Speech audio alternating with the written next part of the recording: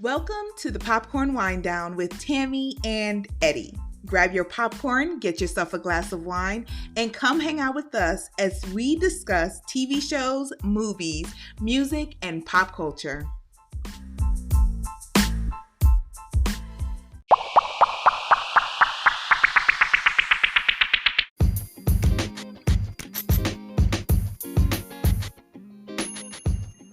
Hello, and thank you for joining us on this week's episode of the Popcorn Wine Down. I'm Eddie. And I'm Tammy. And this week we will be reviewing Mulan. But first, let's get to the wind down. Unfortunately, 2020 has struck again, and this week we are mourning the passing of the late, great, notorious RBG, also known as Supreme Court Justice Ruth Bader Ginsburg. She passed away this past weekend at the age of 87. And I know we're not that type of show. We don't normally delve into politics, but this is one of those times where politics crosses over into pop culture and regular culture. And I have to say, this one hit me hard. I am a political junkie. I love news. I love politics, all of it. And I haven't been able to really watch the news or go on Twitter or do any of that this weekend. And I know I'm not the only one. This has left me with a mixed bag of emotions. Teetering.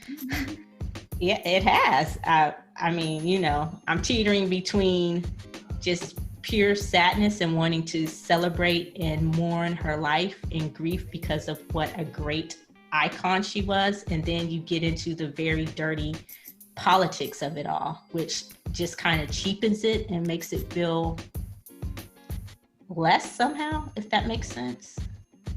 It does. You know, I think it hit me hard. And I was talking to my mom on Saturday morning, and I was telling her that not yesterday, but Friday, you called me, and you're the one who told me that you know, we call her grandma. So you told me that grandma died. That was literally the first thing you said to me when I said hello. Grandma died. I was just like in shock. Like, I'm still in shock a little bit, but I was definitely in shock. And I told my mom, I was just like, yeah, Eddie stayed on the phone with me for 6 hours, distracting me. 6 hours. 6 hours straight. It wasn't like on and off for 6 hours. 6 hours straight on just definitely trying to distract me and to stop me from breaking down, because it really, really hit me hard. And it didn't hit me until the next morning when I woke up, and the first thing that came to my head when I woke up was that she died. And as soon as I thought it, like I was just bawling. Like, I'll be honest and say I'll acknowledge it and admit it. But my friend posted something on Facebook, and I think it really sums up what I felt when you first told me that she died. And so she posted, I want to mourn her death. I want to honor her. I want to pay tribute to who she was as a woman, as a mother, as a lawyer, as a fighter, as a wife, as a justice, as a patriot. I want to mourn her and celebrate her and thank her for everything that she did, all the decisions that she made that helped me grow up in an America where I was safe to pursue all the things I wanted. Instead, the first emotion I felt wasn't sadness or humility. It was fear. Chill down the spine, tears in the eyes, heart racing, muscle clenching fear. And I will never forgive them for that. And that sums up my emotions of the great RBG death. Yeah, I co-sign on that. And like I said, not to get into the politics of it all, because this isn't that show, but I hate that that's really one of the first places we had to go after you hear that news, you know, what this means for our future. So all I'm going to say about that is please make sure you go out and vote. And let's just pray for a better future and a better tomorrow. In other news, Cardi B filed for divorce from Offset. Finally! Yeah. they've had a tumultuous relationship, just from the outside looking in. So I can only imagine how dramatic it was on the inside. But a lot of people thought that she filed because he had cheated again. And there were rumors about him cheating and actually impregnating someone else. And she came out this weekend and said, no, she was just sick of all the drama, all the fighting, and basically made it seem like it gotten to the point where, you fall out of love. And sometimes stuff is broken irretrievably. You try to fix it and you just can't. So I don't fault her for staying. I don't fault her for leaving. She made the best decisions for her at the time, both times, So we'll see how that works out. Speaking of music, I am going to take an unpopular opinion on this next one. Kanye was rage tweeting again. This time he was railing on the music industry. And you had to cut through the nonsense to get to what he was saying or what he was trying to say. And actually, a lot of it made sense, what he was saying about the music industry and just how it's full of vipers and how these artists work. And after all the years of their hard work, after all the millions and the fame, a lot of them leave the industry without ever really owning the rights to their own music, their masters. Taylor Swift went through that last year when her old record company was sold, and she doesn't own the masters to her first 6 or 7 albums. They belong to someone else, even though she's the songwriter, So, but I think a lot of what Kanye says is diluted by the nonsense, And I know you had and I know you had a particular problem with it. I once we had the conversation and we talked about it, I definitely see what you were saying about the toxicity of the music industry. I definitely see that, and it made me pay attention to what he was trying to say. But the one pet peeve that I have is that when there is situations like that, why is it always compared to slavery? I hate that with a passion. On every single time they have to compare it to slavery. And that's what he did. He said that the owners of these big music production companies are slave owners, and then all of the artists are slaves, and it's just like slavery. And you gotta get out of that mindset of being a slave. And I'm just like, see, you lost me right there.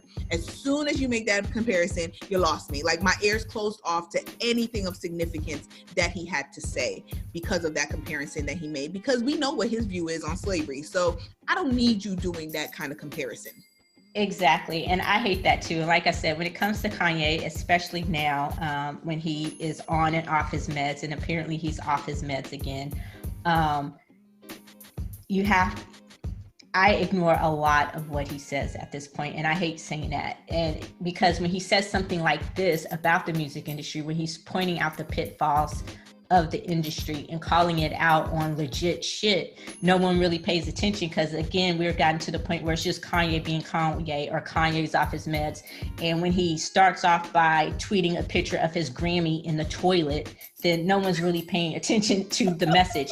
And I also hate that comparison to slavery. I despise it, because first, who is he to make that comparison? Because you've said on multiple times that slavery wasn't real, or we should have been able to, our ancestors should have been able to get out of it. So he said it was a choice. So what someone said when I was reading articles was, oh, if it was a choice, then you chose to be a slave to the slave owners of the music industry. So why are you complaining now?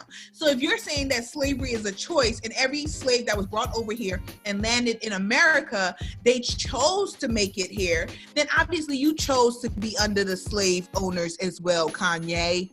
Exactly. So again, his very valid points that he's trying to make, they're diluted by his previous statements and just by, unfortunately, what he's going through. And again, I'm not trying to make light of the very real mental illness and issues that he's having with his bipolar disorder, but it does distract from when he does actually have a valid point. It takes away from that so much. So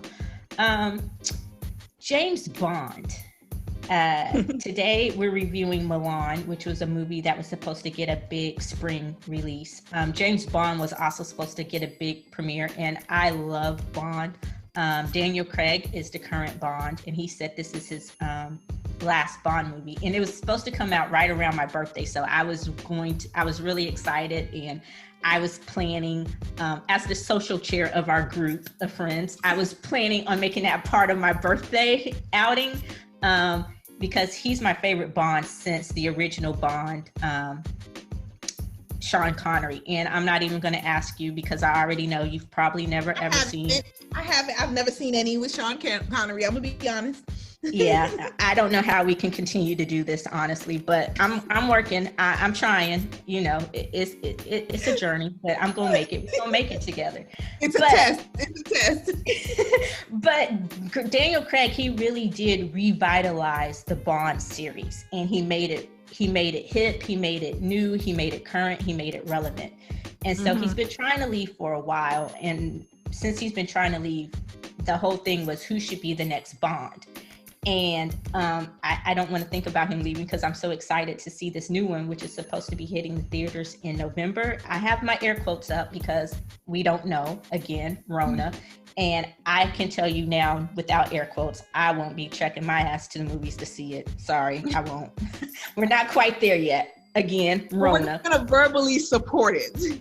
Yes, and I will. And as soon as it becomes available on demand, I will buy it. I would even probably pay full price for it. So that just lets you know how hyped I am for it. But since this whole talk of him leaving, there's always been who's going to be the next Bond, and there's been a thing. So they have a list, and I'm going to read you off this list: Idris Elba, Tom Hiddleston, Richard Madden, Michael Fassbender, and Sam Heughan. I think I'm saying his name right, from Outlander. All of those men are very attractive. They're very capable actors. And my favorites are Elba, Hiddleston, and Fassbender. I think any one of those three would be an amazing, amazing Bond. I would say my favorites are going to be Hiddleston and Richard Madden. I can see Hiddleston's the number one. I can really see him doing justice to Bond, as well as the fact of they've been talking about going younger. For the next James Bond, there's actually been talk about going for a younger actor for James Bond. So if they're going to go for a younger actor, I can definitely see Hiddleston being the choice for them. And then Richard Madden, like I think that he can definitely do it. He gives me that Daniel Craig feel of what Daniel Craig did for James Bond. I can see Richard Madden doing the same thing. So those would be my two choices for the new James Bond. I think Richard Madden is phenomenal. He was amazing in The Bodyguard. If you have not seen that on Netflix, check it out. He was also in Game of Thrones. But I'm leaning out of that list. I really can't say out of my top three who I would prefer, because I think they would all be amazing as the new Bond. I know Elba is really high on a lot of people's list. A lot of people are ready for James Bond of color. They want a person of color. They want him to be Black. And there's been some pushback from the loyalists or the people who say, no, you can't be. But I don't think a lot of people realize that James Bond is not his real name. He takes on that persona, and that becomes like his main alias. And 007 is his moniker. Being too deep. Well, you know, hey, we know that, but that's what I do. I know, and we definitely know that. But I'll be honest and say I am one of those people that thinks that we don't need a Bond of color. And I switched my opinion. At one time, I was really excited. I was just like, yeah, like go for it. Like we need a Black Bond. And now I think about it and I'm just like, no, we don't need it for everything. We don't need it for everything. Like I'm okay with James Bond staying white, British, and male. I am okay with those three factors sticking to James Bond rather than making him a person of color or casting a woman to be Bond. I'm okay with that. I won't be offended if they stick to that. Well, we know for sure he's going to remain male and he's going to remain British. I'm all for the person of color just because I think it shows the diversity, especially in the spy game. We know that there are Black spies. We know that there are Black British spies. And I don't think it's just a diversity hire for the moment. This was being talked about way before we hit the powder keg of the new civil rights movement of 2020. This has been talked about forever, ever since Daniel Craig has announced years ago that he was going to leave, that they've been wanting Elba. So it's not just one of those, oh, hey, this is what we're going to do. This is our performative casting suggestion for 2020 to fit the politics of 2020 and the new landscape of 2020. So let me throw that out there. This has been long talked about, that he should be the next Bond.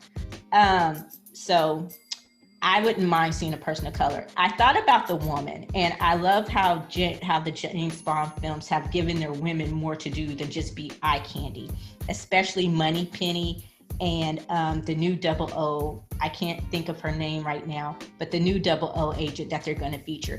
I would not mind seeing a female Bond character, but I think that would be a great spinoff for a BBC TV series or something like that. I agree with you on that. Yeah. Not necessarily a theatrical release movie, but if you did a limited series on BBC, I think that would be awesome. Just kind of to keep it as a spinoff and to keep it fresh and give it a new look. But that is my opinion on that. So we will see. I can't wait for the new Bond movie to come out in November. And I also am excited to see who they will cast as the new Bond.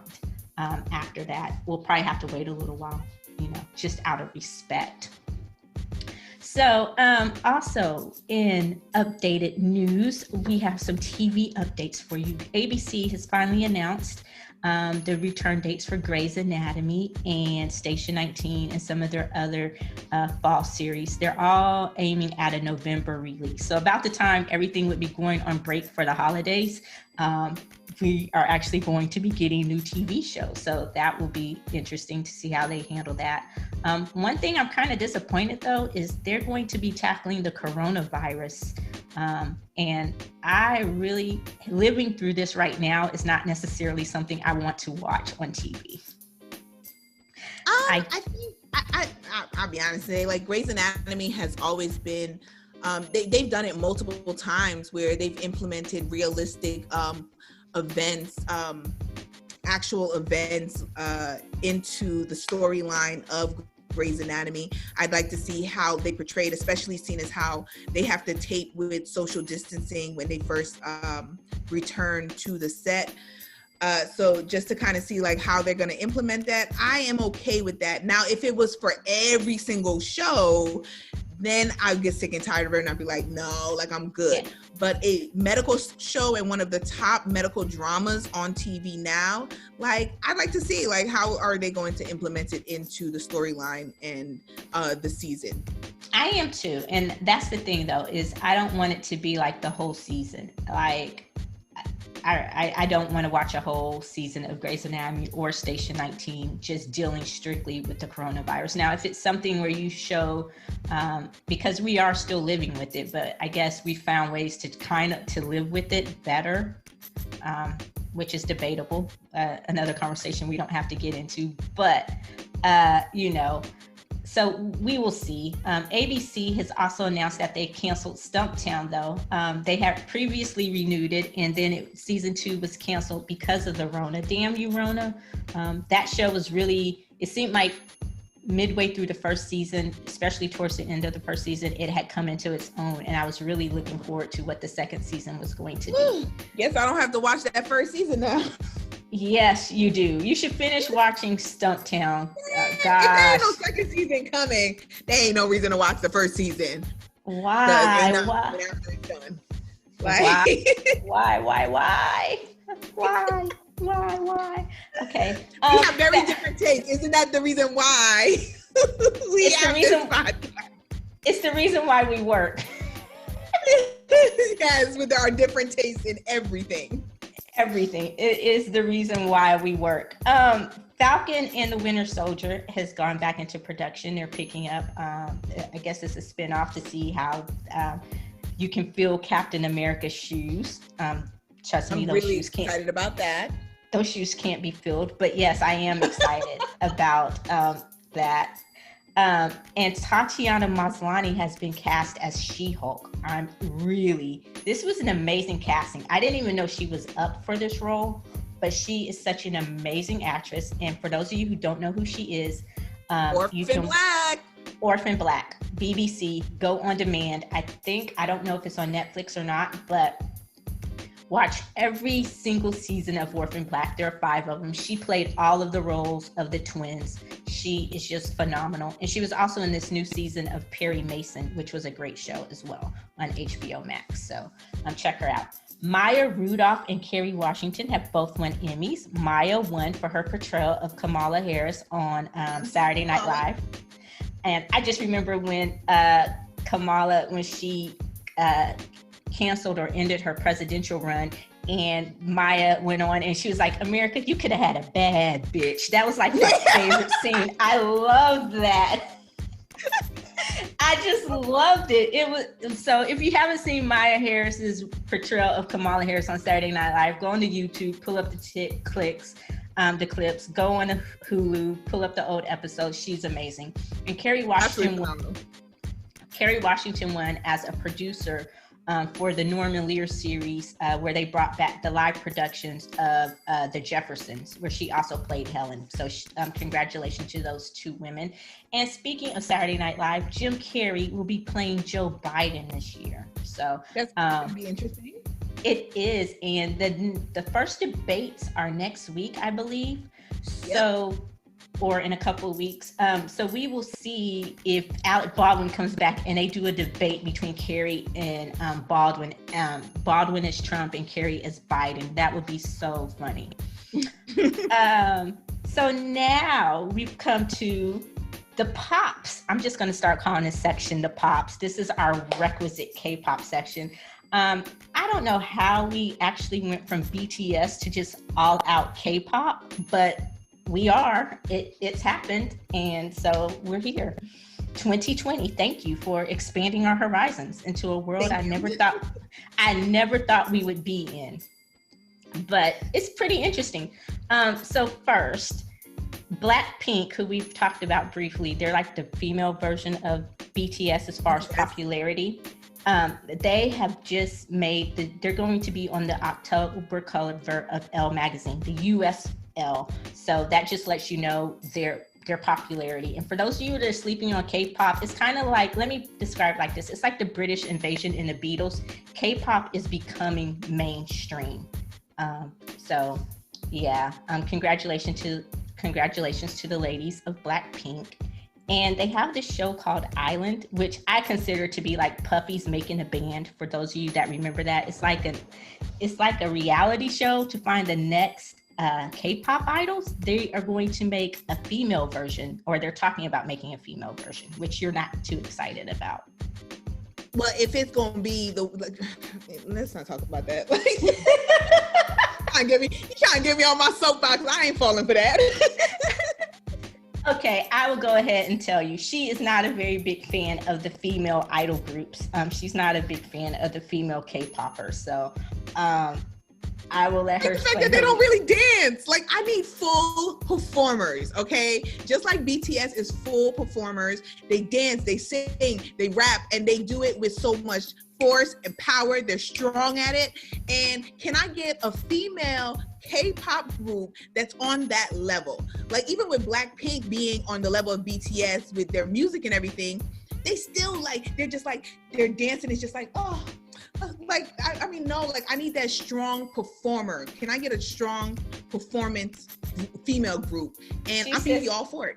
She says they're dainty dancers, so they're dainty dancers. Like their hand goes here, their hand, and then they just move in their body like they're trying to just be sexy. And no. Like, I need you to show me your talent. Like, show me you can actually dance. That's just me. I'm okay. But speaking of Island, a shout out to the winners of Island, the 7 young men who now make up the new idol group ENHYPEN, who will be under the Big Hit Entertainment label, which is the same label and company as BTS. So, yeah, I'm looking forward to seeing some real performances from ENHYPEN. What I saw the brief times that I watched Island, yeah, we're gonna have to come with it. I want to see them perform their own stuff and really just find their own identity. And I get it. They basically had to do covers and do this other stuff. So I'm interested to see really who ENHYPEN will turn out to be. And one of my favorites, Korean rapper, or he's American Korean, so Jay Park, he in part of the Higher Music. I tell you, K-pop, K-music is taking over. He announced that he's thinking about retiring in a couple of years. And my answer to that is hell no. I will not let it happen. As if I have a say in it, but he'll still be behind the scenes promoting others. But yeah, he's looking 2 years. He said 2 years he'll retire and just be promotion for other people's musical careers. And he's the head of the Higher Music label and the Higher Music gang. And if you haven't checked them out yet, then check it out, or tune into the website, thepopcornwindown.com, now up and running. On a computer near you. Yeah, just a little shout out for our website. But you may hear him on, the Wind Down radio playlist or something like that. But that does it for this week's Wind Down. Stay tuned and we will be reviewing Mulan.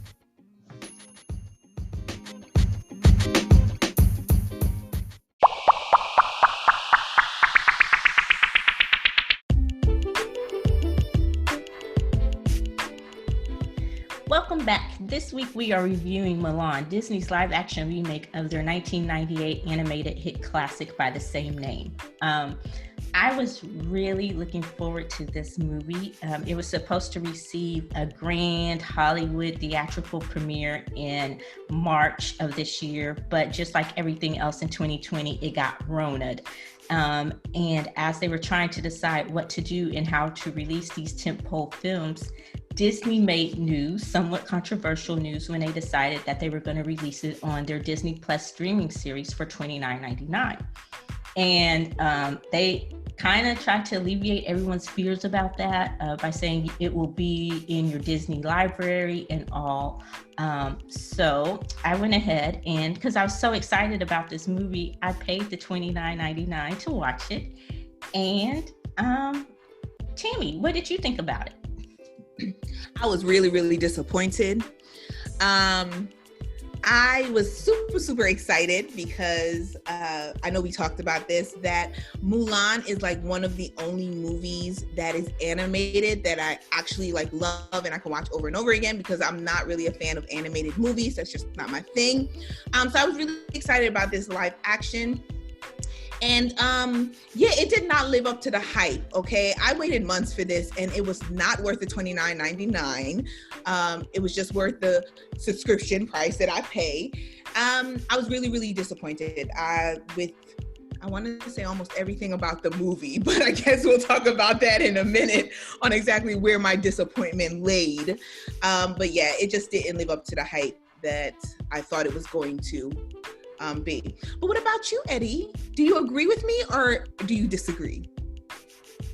I myself am also not a very big fan of animated movies.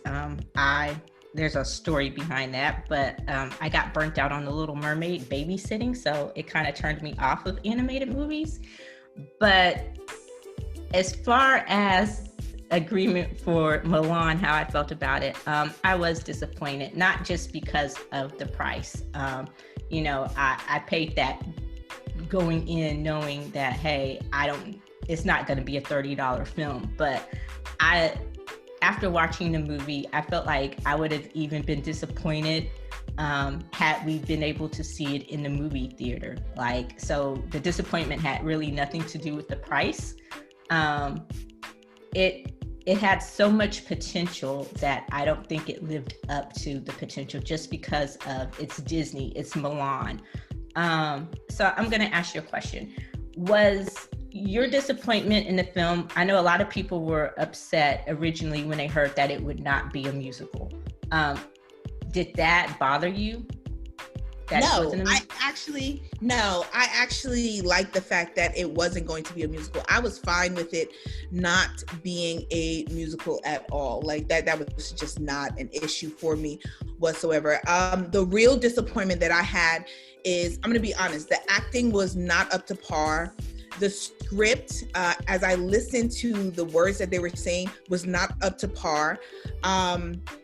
It even looked fake to me in a lot of the scenes. The cinematography and the visuals were not up to par. Like it's like they just half-assed it, you know? Like, this is Disney. It's your Asian princess for their princess series, and they just did not give it significance on what it should be or what it could be. So yes, I was disappointed all around. There are certain parts of the movie that I definitely loved, and I could talk about that. There's some positive moments of the movie, but overall, yeah, the disappointment was all around.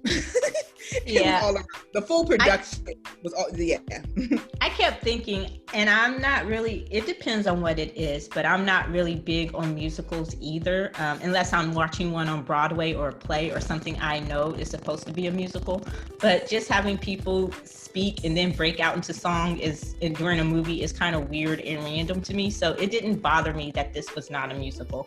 And I kept thinking while I was watching it, oh, thank God this is not a musical. I think that would have made it like 100 times worse. Well, it would have been way worse if they started breaking out into song in the middle of their horrible lines that they had to say. And it was, I will say, it's a waste of the actors that they had. They had, oh my gosh, I don't know her name, but she was in Michelle Yeoh. Yeah, like Joy Luck Club. Like, they had Jet Li as the Emperor. Like, there were actors in there and actresses who I actually knew. Like, I know them from other movies. I've noticed them. When you look at like the background of a lot of the actors, yes, they do have a Chinese background, but a lot of them were actually born outside of China. They were raised outside of China. So I know their names, but it was a waste. Like, I felt like they wasted the talent that they had in the cast. Like, it was not up to par with what it could be. Well, I'm going to say this. I think it was perfectly cast. I agree with everyone that they cast. I think that it was an amazing cast. Michelle Yeoh, Jet Li, even, I hope I don't butcher her name, Yifei Liu, who played the role of Mulan. I thought she was cast pretty well. What to me is, I agree with you, it was a waste of a good cast. Yeah.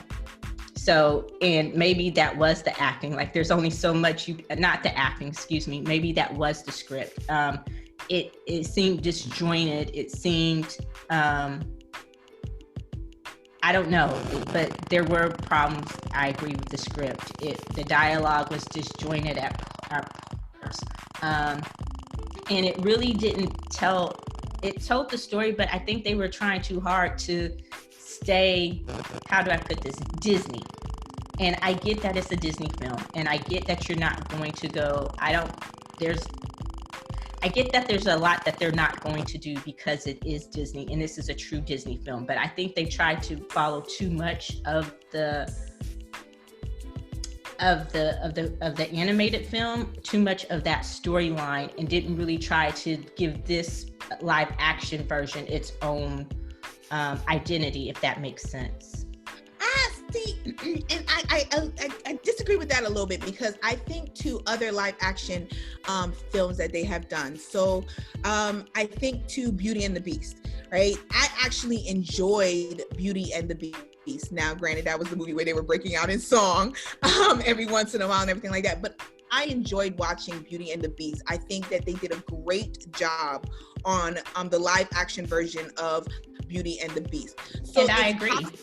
Yeah, it's possible to stay real Disney and yet still be able to make a really good movie. And Disney showed us that they can do that. I just think that it's like, I'm thinking, like, is this a part where you're trying to satisfy too many people? And by trying to satisfy too many people, you end up destroying the original concept of why you wanted to do a live action version of Mulan. Well, when I guess when I say real Disney, it was, what I mean is they didn't give this film its own identity, okay? I think that's what makes it, like, you knew you weren't going musical. So if you weren't going to do the musical aspects of it, you have to make up for that somehow. And I think that they did not do that. Now, like I said, I'm glad they didn't go musical. That would have made this film 100 times worse. And I was excited when they first announced that it wasn't going to be a musical. But I just don't think, I think it was too surface, I guess is what I'm saying, that it didn't really spend enough time on any one story.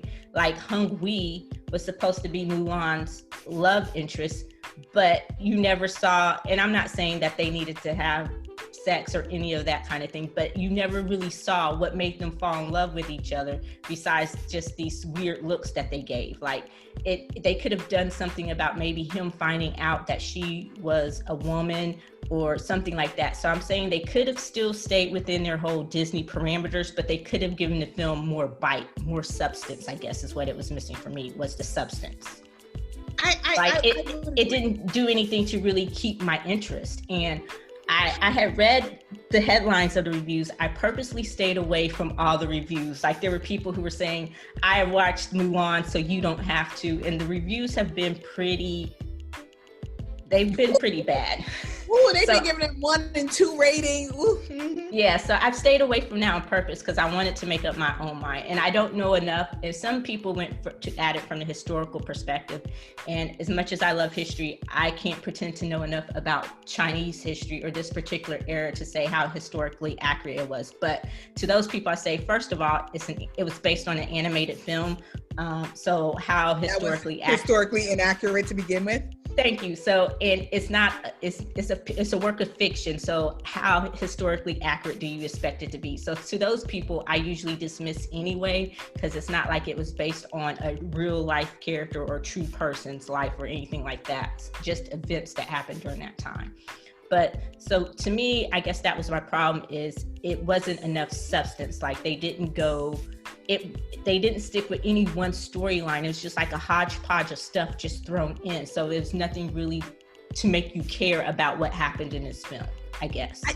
I agree with you on that. That what I noticed was, besides trying to get over my boredom to finish the movie, was that there was nothing for me to be truly invested in. Like I feel that even when she showed her chi, it didn't have the significance as it should have, right? All of a sudden, it went from, oh, if a woman has a chi, then she must be a witch, to then now y'all are just fully behind her and she's leading the men into battle? Come on now. And, really? But going back to her chi, that was the one thing that I was really hoping they would pay more attention to. Like she was raised as a tomboy. So, and her chi, I guess because she wasn't raised like a typical girl and she wasn't taught to suppress it from the very beginning, it was stronger than most other people's chi. But when she gets to the military, one of the first things you hear them say is all of us are born with chi. It's something that's born inside of us. So you automatically tell the women that they're supposed to suppress their chi in order to fit in. Because if they show it, they're witches. Yeah. And so if it's something natural that we're all born with, why does it make it bad for women to have it? But I kind of wish they would have spent more time showing how she struggled when she first got to the military with having to hide her chi, versus now this double standard of, hey, when I was living as a girl, I had to hide my chi, but now all of a sudden I'm living as a dude, so it's okay for me to showcase my chi. Y'all are telling me my chi is a great thing, that I should be proud of it. It's like that could have been an area where they talked more, especially since they changed her love interest from being her commanding officer because of the Me Too movement. They created the character of Hung Wee just because, they were trying to be. So it's like you're making one statement by by recasting this character or creating this new character for this movement, but you won't talk about how girls are always taught to suppress who they are or dim their shine so that men can shine, or so that men can stand out, so that they can be acceptable mates or something like that. So yeah, you know, and that's,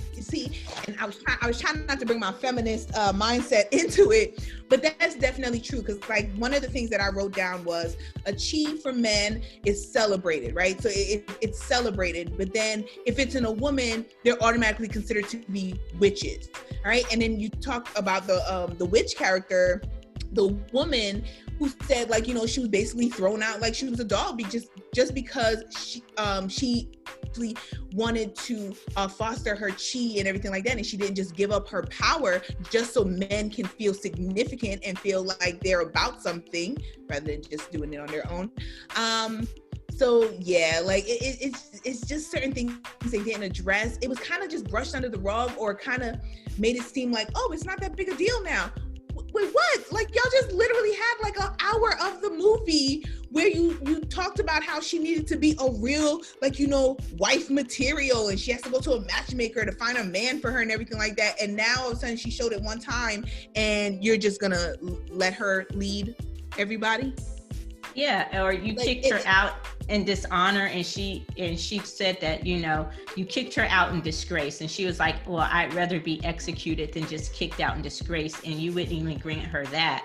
And so, you know, tell her she ever shows her face again, and all of a sudden now when she does come back, Hung Wee stands up for it, and so she went from being this disgraced, horrible liar who brought shame to the whole country of China to now being able to lead this military and to protect the emperor. So it was just really disjointed. But speaking of the matchmaker, that was one of my favorite scenes. The teapot scene was hilarious. Oh my God, with the spider? Oh, yes. Yeah. And that goes back to something we talked about earlier, was her relationship with her sister. Like, that could have been more of a story, how her sister felt about her leaving. Just more of the struggles. Like, there were so many places they could have gone with this. Like, you could have shown more of how she and her sister were so different. How her sister reacted or supported her in being who she was. You know, it was just, this movie just felt like a bunch of missed opportunities to me. See, but you know what? Like, I think that out of the movie, the most significant part that I actually loved and I enjoyed and, you know, brought a little bit of a tear to my eye was the relationship between her and her sister. I think that was the only thing that was, even with the small amount of scenes that they had together, those scenes were significant enough that you knew the bond that they had just from the couple scenes that they had together, from when they were young kids all the way up until they were an adult. And the teapot scene where she sees the spider and she looks at her sister and she automatically is about protecting her sister and putting the teapot over the spider was just like, I just loved it. Because her sister, you could see the sigh of relief when she puts the teapot over the spider, and she's just like, okay, I'm good. And then as soon as she lifts it up, like, her sister just goes crazy. So I did think that the bond that they had was the most significant part of the movie, that they developed enough that I felt it. It was the only part, like, nothing, I didn't feel any other true bond, not even the one between her and her father. I didn't even really feel the father-daughter bond as much as the sister bond that she had with her little sister. Like, majority of it, like you said, is missed opportunities, but that was the one thing that I loved about the movie, was that bond that she had with her. Yeah, and like I said, that was probably one of the main things. Like, I kept wanting her and Hung Wee to have a moment that really made us see that they were in love and not in lust. Like, you kind of do that though.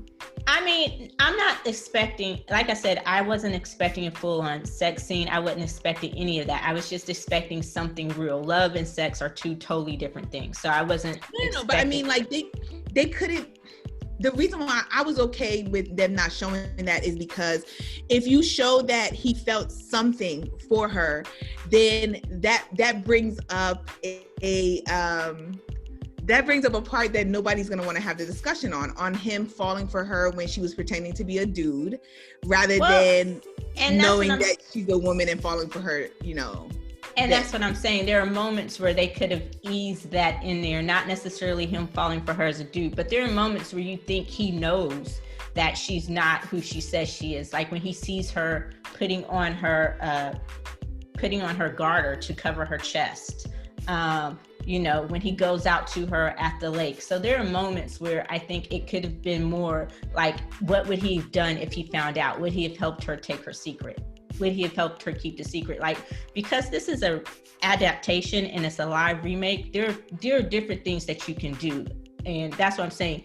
They didn't have to stick so closely to the story, but in order to still tell the story of Mulan, especially with the live action, especially with you taking out the musical aspect of it, you had to give it more teeth. In this film, it just didn't have teeth. So there are different ways that they could have done it without him falling for a dude, you know, all of that. But so like I said, it was just one big pile of missed opportunity. And if I could have written Disney and told them I wanted my $29.99 back, I would have. And then I thought about it. I'm like, okay, well, maybe that's what I would have spent at the movies for popcorn. And no, we're not going to talk about the movie pass, but just a legit regular night at the movies. Would have paid for the ticket, would have got the popcorn. So maybe I got off cheap. But if we would have seen this in March, I still would have been just as disappointed. As disappointed. Yeah, you would have had to buy drinks after this movie, okay? We have to go out and like forget about that movie. Yeah, we would have had to cleanse the palate. I think so. Maybe we would have gotten off cheaper if we would have forced the whole crew to go see this. They would have roasted us forever. And I also think, like, I was reading that while being that it was on demand, it was a hit for Disney Plus. There were a lot of people who actually bought it for the $29.99, but it actually bombed. Mulan actually bombed. It was an absolute disappointment, not only for us, but it was also a disappointment for a lot of people that have the movie, that actually bought the movie for the $29.99. So it ultimately becomes a failure for Disney, and I would say it's the first failure of an adaptation of a live action to one of their animated movies.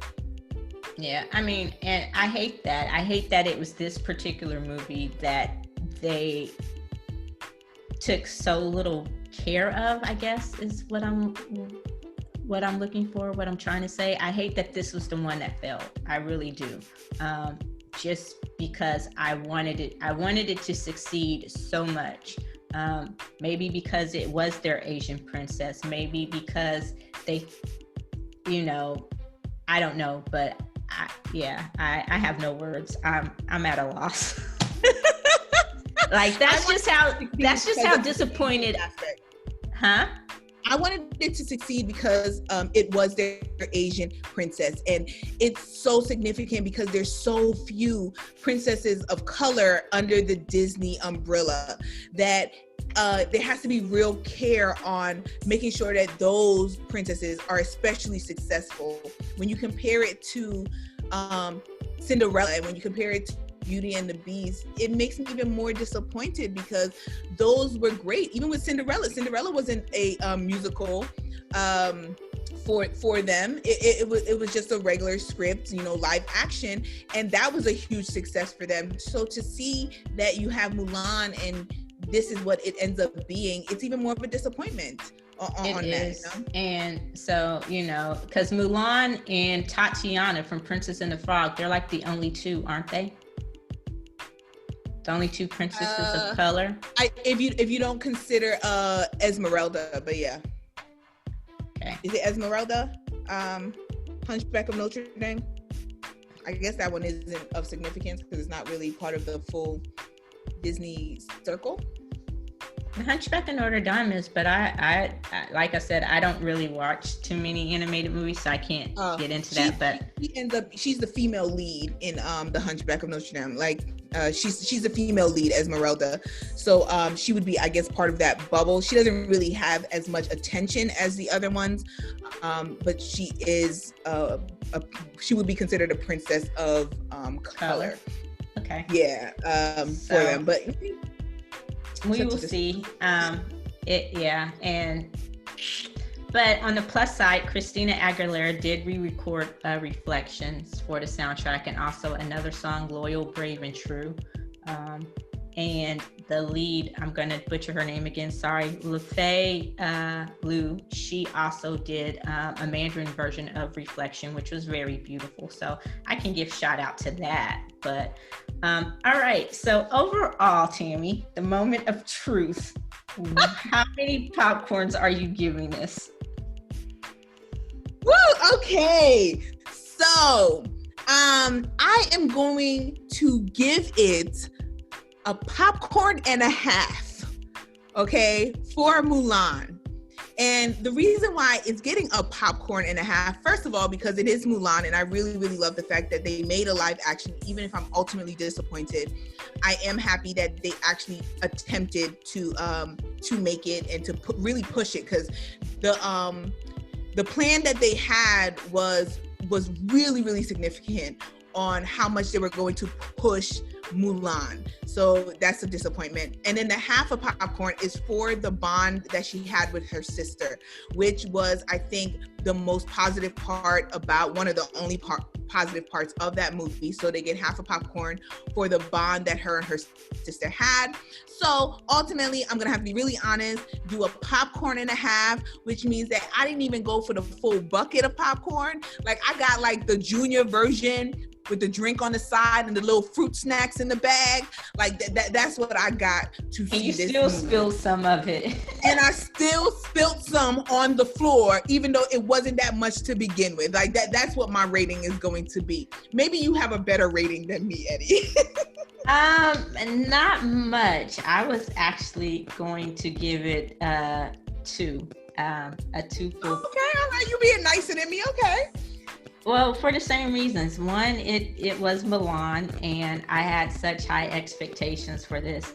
I didn't think the cinematography was as horrible as you did. I actually made some notes. There were some parts where I thought it was really well done. They filmed it in China. So, and because of the cast, although I think it was a waste of a perfectly casted movie, they underutilized a lot of these actors in their potential, but I do appreciate that it did have mostly an all Asian cast and crew working this movie. So I give them 2 full popcorns just for that. But yeah, so if you haven't seen it yet, don't worry. It is going to be on Disney Plus for your regular subscription in December, and I highly advise you wait for that. Yes. And please join us next week as we review Itaewon Class, our first K-drama. Tammy should be very excited about that. That's all on me. And in the meantime, you can check us out at our new site, thepopcornwinedown.com. Catch up on the latest in the Wind Down, Daily Wind Down, and all episodes that you may have missed. And until next time, I'm Eddie. And I'm Tammy. Bye. Bye.